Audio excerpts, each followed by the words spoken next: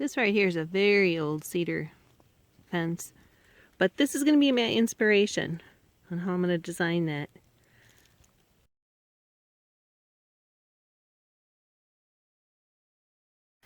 What I have here is 2 cedar fence posts, very, very old, that were out in the woods, but they are just so cool. They still have the nails in them from the barbed wire. They have some really cool colors. They're completely dried out. And the really cool part is some of them still had the barbed wire in the hooks yet. I think what I'm going to do is make a really cool and unique deer camp sign. But I will also leave those hooks with the barbed wire, because that's the original barbed wire that's in it. It's very fragile, so I know the barbed wire is pretty old too. Look at that, still solid. Even burned it.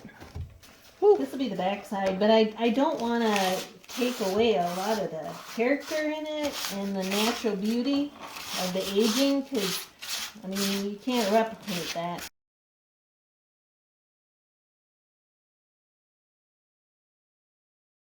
And then I did go out there this morning, got some inspiration. I actually tripped over this rock and thought, wow, that's kind of cool. So that one's going to be on the base. I'm also going to use this one that has moss on it yet, because that is how it would be found out in the woods. And I also picked up some other goodies. Some leaves, pine cones, bark, a clump of natural grasses, some weeds, some moss that I just peeled off of one of the rocks, and then pine needles and some pine cones.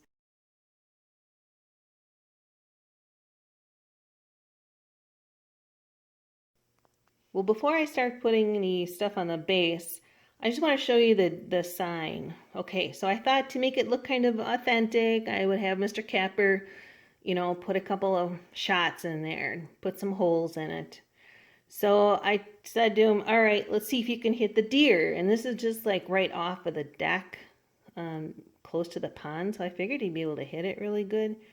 But let's see, out of the 8 holes that are in there, boy, I only see one where you actually got the deer, honey.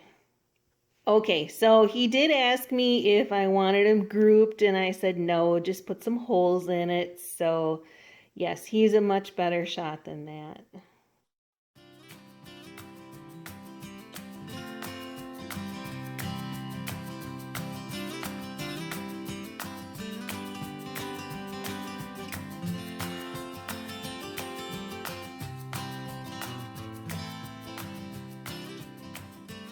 Well, the base is a little bit different. I did end up trimming it off. It's not a perfect circle, and I really don't want it to be a perfect circle.